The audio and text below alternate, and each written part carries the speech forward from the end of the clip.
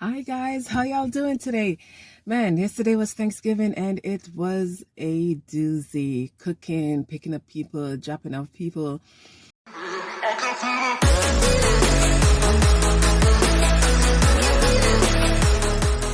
So I am in New York and I've been doing a lot of assessing since the last video, right? So I say, okay, all these fears that I have that, that's coming to me in these proverbial dreams, how do I confront them, right? And the answer to that is, I think a little bit of fear keeps you humble to a certain point. Like, I think almost all my videos talk about my fear of like being homeless or being like not being able to provide for my family, not being able to set that example for my kids and carry on another generation or two generation or five generation, that whole, okay, I didn't succeed, right? And I think a little bit of that, it keeps you humble in a way. I don't think my fear paralyzes me. The family stuff, I don't know if that's ever going to be resolved, but and I don't let it hinder me. But I do think a little bit of fear keeps you, like, at least for me, a little bit of fear keeps me working. And something came to mind a couple of days ago. Y'all remember a couple of years ago when Steve Harvey made a comment that semi got him canceled because he lost out on a lot of stuff in the background of that, the comment that he made that said, rich people, the wealthy, don't sleep. And I don't know if y'all know Steve Harvey's story, of his beginnings, where he came from, how long he's been in the game, how much he tried to, build on his success.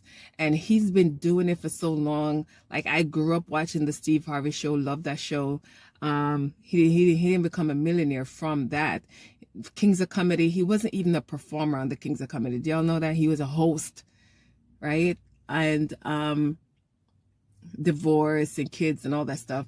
It was much later in life, we're talking like in his 50s, that Mr. Harvey started to become successful.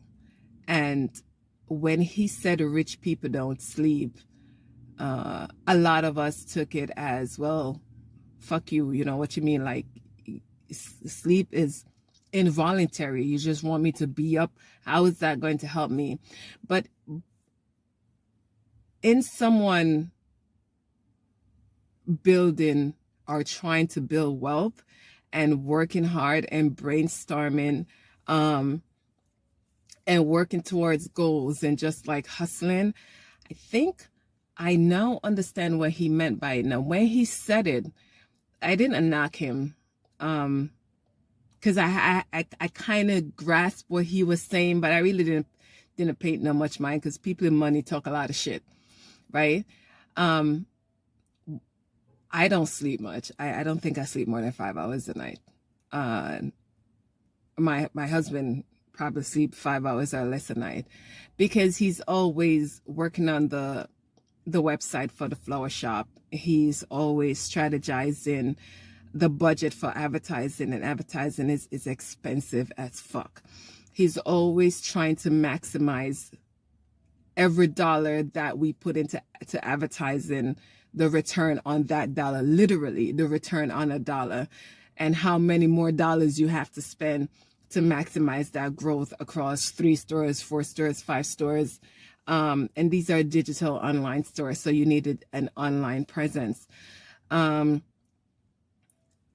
Paying vendors and all that stuff. And then also, like, what other niche can you open up avenues to gain income? And I'm working right now my regular 9 to 5, and I am always, guys, I am always thinking about, like, what is okay, what can I build on more? Like, what skills do I have that I can use to turn into making more? Everybody wants to know, like, what's the side hustles? And I said before that there's no side hustle, there's just a hustle. And for years, when I was in my 20s, I always said that, like, I don't want to be like so rich where I'm just like have stupid money, right? But as I approach my 30s, I was like, and I've said not even approaching my 30s, like in my 30s, I was like, fuck that. I want to be stupid rich. I want to have so much money that it makes me sick. I don't even know what to do with that money. I started manifesting, and before I knew that I was manifesting, when I said I wanted my first home and just setting those, limits of like, our lines, I should say, of what do I want to hit and when. And I've hit all those milestones before I knew that it wasn't you're manifesting the things that you want. And they say that it takes 10 years to become an overnight success. Usually you hear the term overnight success, you're literally thinking like you just get up one day and you like win the lottery and now you're like rich, right? It takes 10 years to become an overnight success. And I'm quietly asking myself, like, when did my 10-year count start? I'm always manifesting. I have, a vision board. It didn't start out as a vision board, actually. It's a whiteboard that my husband writes stuff on in the basement, and I write down my exercises on it when I work out and my plan, and put all the, the little pictures under there of, which workouts I'm doing and what body part I'm working on. And he started actually writing our goals on there, what's next. And when he started writing it on the whiteboard, he wrote it in phrases. Now, people always say you should write out your visions. I don't believe in writing out my visions because it's all up here. It doesn't leave up here. My mind is a constant reminder of the things that I want to accomplish, have not accomplished, working on, trying to work on, building on. He writes stuff out, and he writes it out in phases. So he'll write out phase 1, June of 2023, phase 2, September of 2024, and so on and so forth. Now, for me, I don't know what the fuck the phases mean. And he don't put anything specific in phase 1. He just says phase 1, right? And then on that's on the building, the bottom line, the net worth side. And then on the other side, he has personal stuff like, health is wealth. I push that a lot.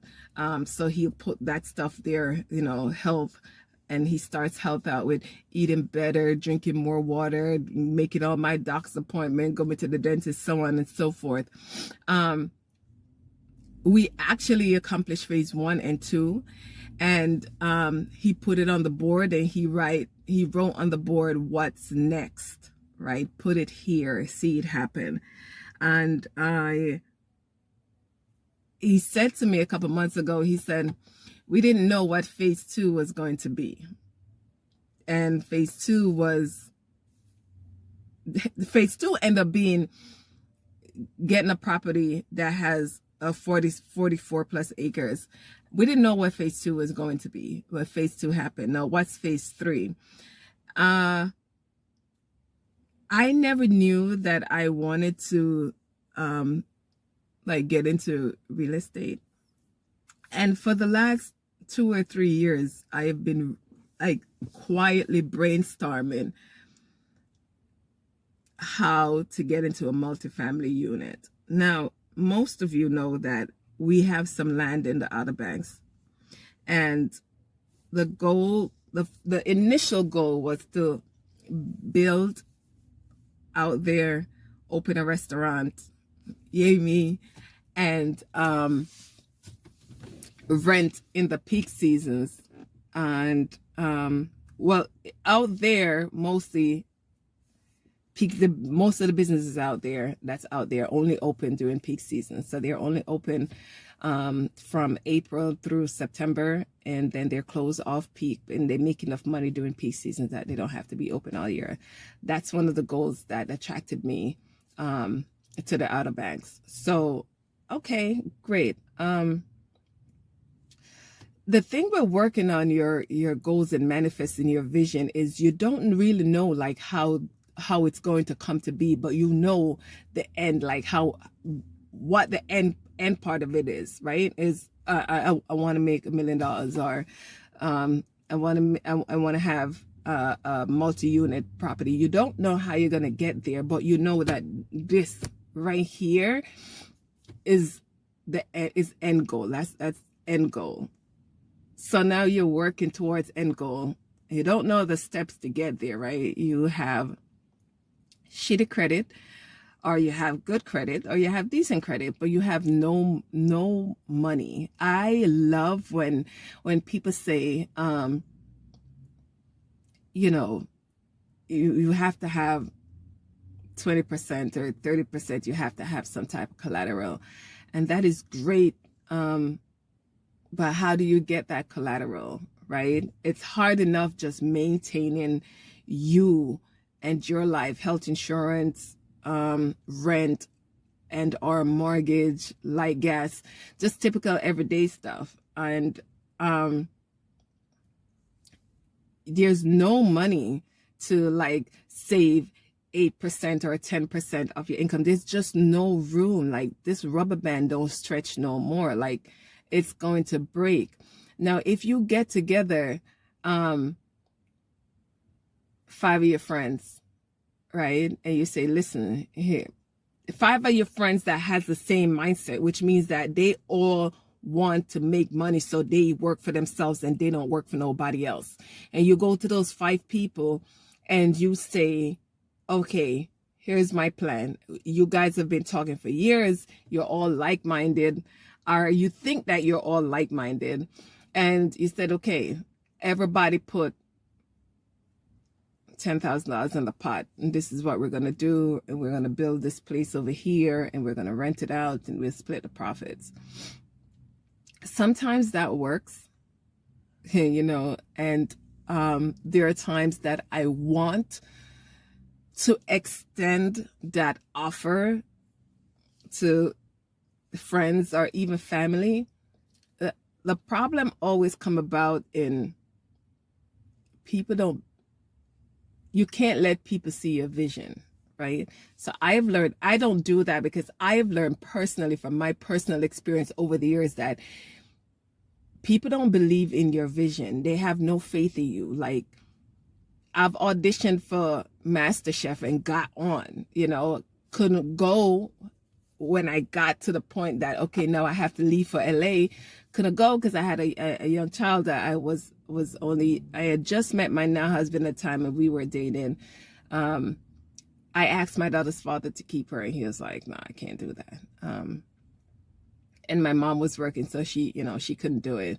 So I gave up doing that. Now, they invited me to audition when they came back to New York the following year. I didn't audition because by that point, I moved on, and I started working something that could actually pay the bills instead of working a job that frees up my time to go in auditions, because auditions don't pay. And maybe that was how it was supposed to happen. I can tell you one thing. My cooking skills then is not my cooking skills now. My cooking skills now have elevated so much. I've grown so much and learned so much and experimented so much and feel more confident in what I do now than then. So maybe that's how it was meant to happen. I've auditioned for other cooking shows and got on, and family at our Thanksgiving dinner last night was asking me questions. I was like, you know what, I didn't do it on TV because I couldn't lie, and I realized a lot of that stuff when you go on auditions and you do stuff, that stuff is all like facade, and I'm not for the bullshit. So what am I meant to do? Like, how do I get this money? I was just speaking to my daughter just now, and I was like, you know, I want I want a rolling bottom line in my account where it never drops to 1 million. She says to me, she was like, that's nice, but I want to be so obscenely rich that people protest about how much money I have. I was like, you know what? That actually makes sense. But how do you get there, right? 2 years ago, I was looking into multi-property units and where to put them. And it's the risk, guys. It's the risk. Like, people always say that they don't like taking risk, and that's okay. But it makes you a liar because you do take risk. You take a risk every time you interview for a job, every time you rent a place, buy a car, buy property, rent property. Everything is a risk. You put your money into something hoping for one thing. It doesn't work out, or it does work out. It's all a risk. Relationship, everything is a risk. Having kids, it's all a risk. So you gamble every day. But when it's time for you to gamble on something that's going to benefit you long term, you can't do it. And mostly because we want a quick turnaround. I feel like when people give you their money, like when you put money into the stock market, people say you want to get rich, invest in stocks. Okay, great. I invest in stocks. Now what? Okay, the market goes up. In order for you to make any type of money in the stock market, you have to have money to put into the stock market. I mean, like real money. Like, it's one thing to buy like 10 shares or something, or 5 shares or something. And at my bank book account balance, I can only buy, like, depending on the stock that I'm buying, 5 to 10 shares at a time. Maybe I can buy 20. You know, you get up to the point that they give you, like, they front you money on whatever app you're using, and then you can buy X amount, but you also have to pay that back, or use the shares to do whatever. And you still have to wait, like it's a waiting game, right? So I'm 40 years old now, and if becoming an overnight success takes 10 years, how much time have I put into that 10 years? I don't know. I really don't know. And as I get older, like, I'm willing to take on more risk for a long-term reward. And my long-term is 5 years. Like, in 5 years, I don't want to have to be working for anyone, just myself. And I've been told that that's great. It's not for everyone, and good luck. Sometimes when I hear that, I don't think it's being said with any great amount of positivity. And it's crazy because I'm talking to people 10, 15 years older than me, sometimes 5 years older than me, so, not by much. And they're miserable, like, in their jobs, in their everyday life. They're miserable. And they wouldn't take that risk on themselves. But I'm willing to do it. No, the problem with my crazy ass is I'm going to do it whether or not even my husband approves or not. I'm going to do it because although I am married and I'm building and I'm like, this is all for us, they say that you can't make people see your vision. That includes your spouse, that includes your mom, your dad, your siblings, your kids. And I have gotten to the point where I stopped telling, like, close friends. I had that 1 or 2 people that I express, like, everything all out on the line, like my plans, my goals, how I'm going to get there, the steps that I'm taking, like everything from A to Z. Because usually when I am telling you, when I make a move on doing something, I've been planning and thinking about it for months, for years. I've done the work, I've done the research, I've weighed the pros and cons. And I wouldn't say talk to the experts, because I don't know who's an expert. Mostly they tell you that experts are people who have done it and what they've learned, the pros, cons. Most of the time, I'd say 80% of the time, I don't find people honest, these experts. Like, they don't tell you. Like, it's like when I say to somebody who's been married 40 years, I'm like, yo, how you doing? I've been married 11 years, yo. And most of the times, I'm like, fuck this shit.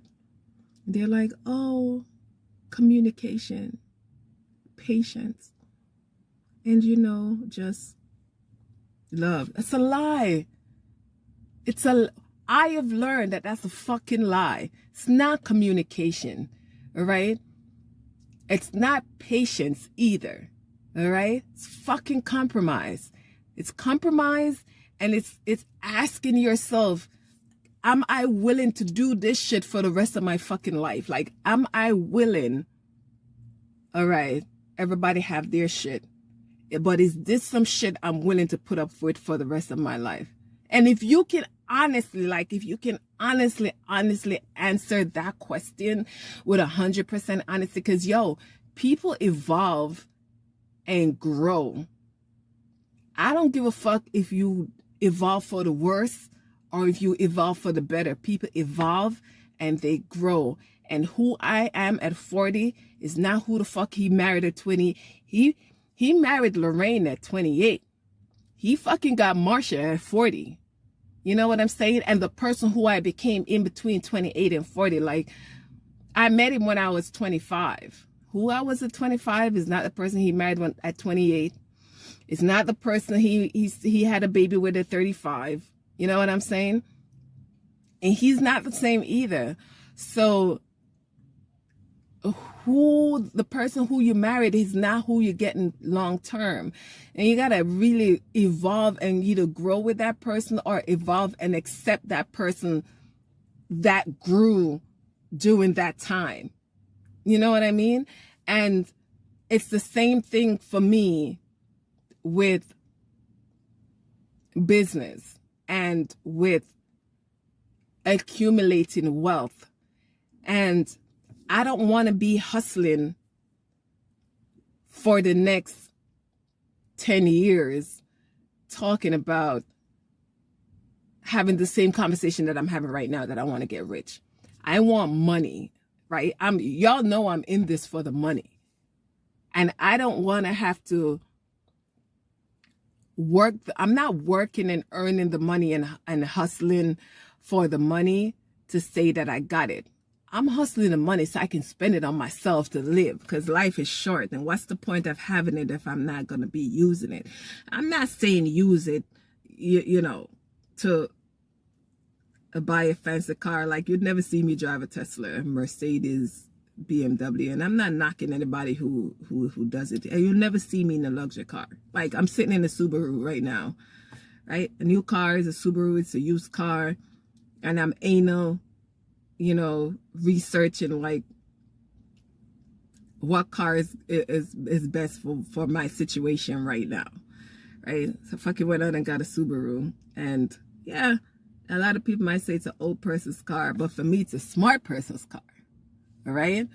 And I'll never buy a new car. But I am all right now just really focused on, I got up this morning, you know what I did? After I made Louis some French toast and tea, I got myself a cup of coffee and I pulled up my laptop and I started researching how to fund a new construction. And I've been researching that for 2.5 years, right? And there's an area in New York that I'm looking for a multifamily unit. Guys, ask me how much fucking money I have in liquid assets right now to put to any investment. Ask me. Zero. The answer is zero. Ask me how I'm going to accomplish it. I don't fucking know. Now ask me if I'm going to accomplish it. You bet your ass I'm going to. You bet I am going to. Because my goals have finally aligned with who I have always been. Successful. I look at my life and over the years of, would I consider myself successful at living, and would I consider myself accomplished? Damn right I'm accomplished. Damn right I'm successful. You know? You couldn't tell me at 22 that I'd be here today, because at 22, I don't even think I was thinking that far ahead. But once I had a baby, shit got real. Now, for some people, having a baby and not having no high school diploma, no marketable skills, no place to live, no goals. I mean, what's that like?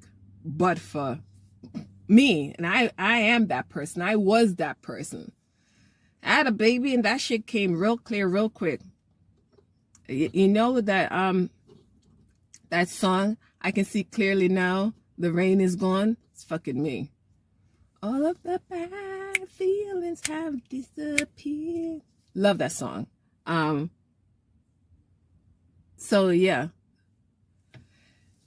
rain is gone. And the only thing I'm focused on right now, my only and sole focus right now is end goal. 5 years. I've always said at age 45, I won't be working for anyone. I'm 40 right now, so I have 5 years. And there are times that I ask myself, like, have I done enough? And am I doing enough to meet my goals? And sometimes they say that, like, giving yourself like a time frame to do something really restricts you and put a lot of pressure on you into like accomplishing it, right? Accomplishing that. Can't talk today, probably because I'm hungry. But giving yourself a timeline pushes you to accomplish said goal. Because how else are you gonna fucking do it? Like, you go to work for somebody and they give you a task to do in a certain time frame, and you're gonna do it because you don't want to get fired, because you need that paycheck to pay the rent, to buy food, to, you know, keep the lights on. So why you can't do the same thing for yourself? It's the same pressure. So telling me that I'm putting myself in this little tiny box, is not a fucking box, yo. It's the sky. It's not a box. And you don't know how long you have on this earth, you know, or before like health issues take you over, you can't do shit, amnesia, or just anything, right? At least, at the very, very least, you can say that you tried. Like, I had someone tell me more than one time, said, if you're going to give up on something, make sure you can say to yourself, I fucking tried. I've tried 10 ways from now till Sunday, and it didn't work. But don't give up, and don't sit there in your, I don't want to take the risk, and then be mad that somebody else took the risk and they became successful. Like, don't watch what other people are. That's one thing that I have never done. I've never watched what others are doing and saying, yo, I wish that was me. I've always been the doer. Always. Now, and then my brother that lives in Spain called me a couple months ago, you know, and he said to me, he was like, you know, I don't remember, right? My brother's in his fucking 50s, so I don't remember what he was saying, him telling me what he said to me a couple months ago. He said, I have always been the sibling that he knew would make the family rich. And I laughed, right? He said, because from the time you were small, he said, do you remember? And I said, no. He said, yo, you've always been the person to get $1 and turn it into 5. I don't remember that, right? I don't remember that. And you've always walked your own path, right? And like I said, my brother's in his 50s. So if anybody remembers shit, it's going to be him. You know, I had 2 kids. My brain don't go back that fucking far. I remember shit, but not that. You know what I'm saying? And he said that to me. And that stuff plays over and over in my mind. Sometimes it feels like a rubber band of pressure. But I do put a lot of pressure on myself. And there are days that I just like, you know what? I'm taking a day off. I'm going to recharge. But the next day, I promise you, the next day, I get up even more hungry. So I'm here in New York. I came up for the holidays, Thanksgiving. I hosted this year. And I made my jerk turkey. My mother-in-law, guys, something fun. My mother-in-law had my jerk turkey that I've been making for, I don't even know how many years now, for the first time yesterday. And you know what she said to me? Y'all know my mother-in-law is Puerto Rican. She said, Lorraine, this is the best turkey I've ever had. And this is how I want to eat my turkey from now on. And I'm like, this is how I've been trying to get you to eat it for the last, I don't even know how many fucking years. The son and I have been together like 13 years. I've been jerking turkey probably for the last 6 or 7 years. I've been trying to get you to eat it like that. And his dad, who never eats turkey, never, ate it yesterday and asked for more. I'm telling y'all, Jamaicans are winning. You know what I'm saying? All right, guys, I got to get out of here. I'm starving, and I'm going to go see what I can find. I'm going to pull my laptop up because there are 2 things that's going to happen in the next 6 months. I am either going to start construction on the property in the Outer Banks, and or I am going to be the new owner of a multifamily unit. All right? And y'all going to be there with me every step of the way, because I like when people share how they got there on the small scale coming from where I'm coming from, because then you can understand my struggles and the pros and the cons and how shit works. I can't take it from somebody who told me they started in their parents' garage or out their apartment, you know, their apartment in Manhattan or some shit, because they're already 5 steps ahead of me. They got a fucking garage. All right? So, or they started out of their car. All right? So that's you know what I'm working on, and we'll see what happens, you know.